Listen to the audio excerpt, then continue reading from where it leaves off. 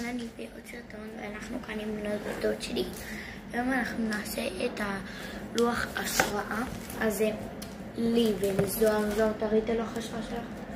יש לוח השראה, יש פה כזה של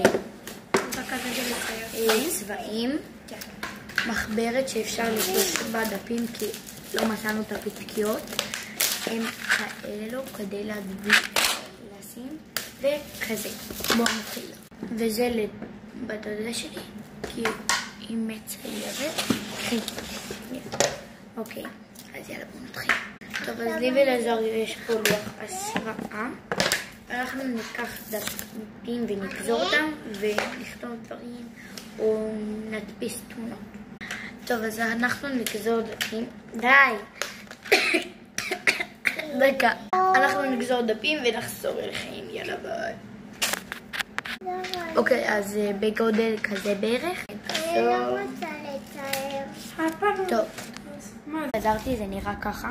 עוד מעט זוהר תסיים והיא תראה לכם גם. של זוהר היא באמצע העבודה.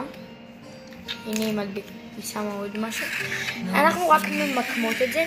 אחר כך אנחנו ממש נחורר. זוהר תגידי היי. התוצאה הסופית של זוהר.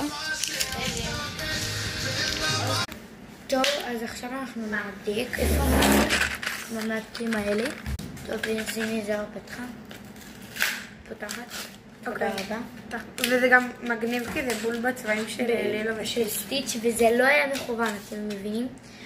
אני לוקחת את הכחול. פשוט מתחילים להדק את כל מה שעשינו. זהו, נחזור לכם עוד מעט ביוש. טוב, אז זה הלוח מטרות שלי. גם של זוהר אני אראה לכם.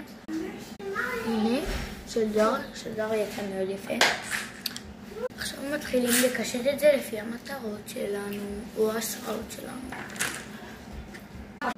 טוב, אז זה מה שעשיתי. זוהר רצתה לעשות את זה בבית, אז היא תעשה בבית. וזהו, אני רשמתי.